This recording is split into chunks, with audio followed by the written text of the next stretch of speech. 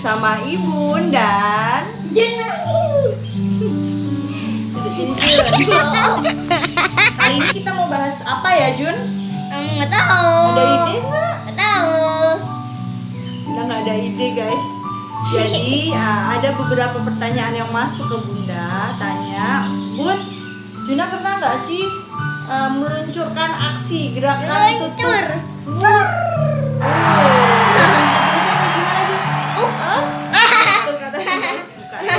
Jadi gerakan tutup mulut di sini yang dimaksud adalah istilahnya mogok makan. Jadi dia menolak makanan apapun yang masuk ke dalam mulutnya. Kalaupun masuk, dia akan langsung menyembur, melepah. Tandanya dia menolak makanan apapun yang dikasihkan kita. Itu namanya gerakan tutup mulut ya guys. Jadi di sini saya mau kasih tips. Aku mau kasih tips sama kalian. Apa? Saya mau kasih tips buat sama kalian. Gimana sih cara ngatasin anak yang mulai pada masa GTM? Yang pertama, jangan panik, tetap tenang. Biasanya kita udah panik duluan, kita udah yang nangis duluan. Kenapa sih anak kita udah mau makan? Nanti kalau dia sakit gimana? 30% gimana? Itu wajar banget guys. Namanya kita yang setiap hari harus pengennya kasih nutrisi yang terbaik untuk mereka, tapi sementara mereka sendiri menolak apapun yang kita berikan. Itu wajar banget. Tapi please jangan panik, tenang, sabar mau. Sabar. Ambil nafas dalam-dalam, banyak mulut.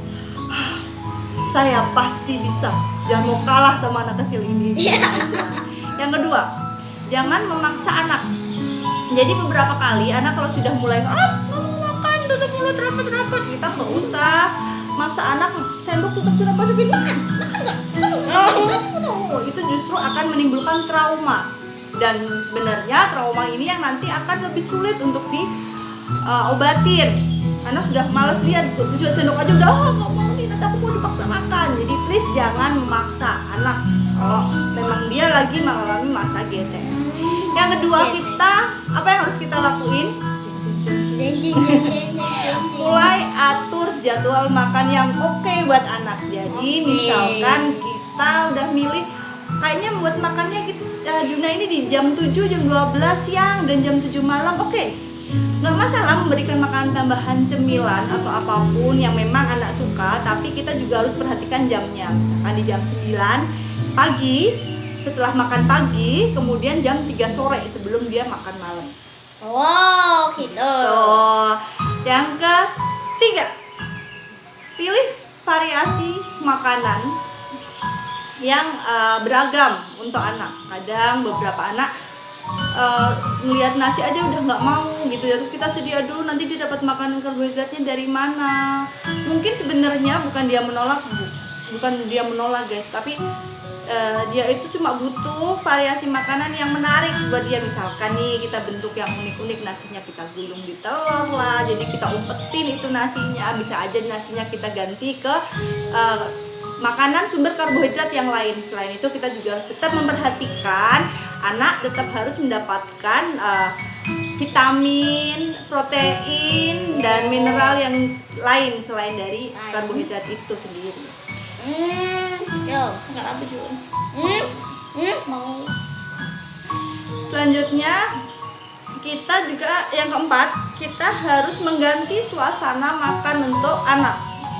Beberapa anak itu ada yang mengalami GTM itu sebenarnya bukan dia nggak mau makan, tapi suasana makannya aja mungkin yang harus di-refresh, yang harus di-upgrade gitu guys. Jadi mungkin dia terbiasa makan, kita kebiasaan ngasih makan dia kan duduk tenang di meja makan. Itu sebenarnya baik, nggak ada masalah. Memang kita harus membiasakan anak, memang namanya makan kita harus makan juga kita harus duduk tenang.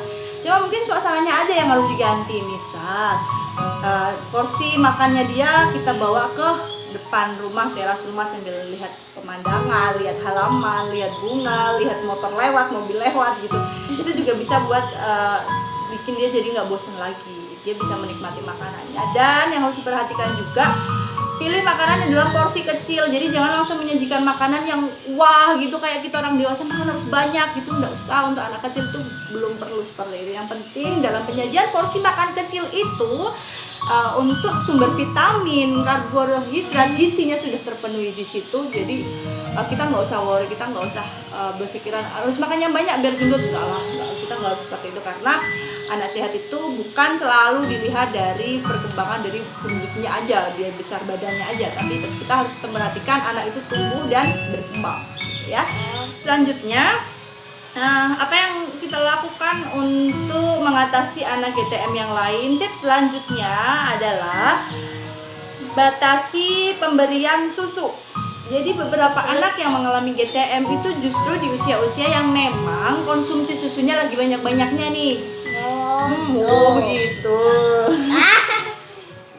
Untuk anak yang sudah kita kasih MPASI, makanan pendamping selain ASI ataupun susu, kita harus mengurangi jumlah pemberian susunya.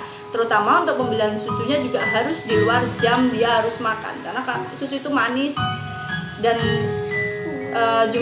kalau dia terlalu banyak minum susu itu justru nanti saat dia harus makan menurut dia udah kenyang. Sama kita orang dewasa juga kayak gitu kan, kalau sudah waktunya makan sebelumnya udah ngemil banyak, sudah minum manis, itu juga udah malas buat makan lagi. Jadi harus perhatikan dalam pemberian susu.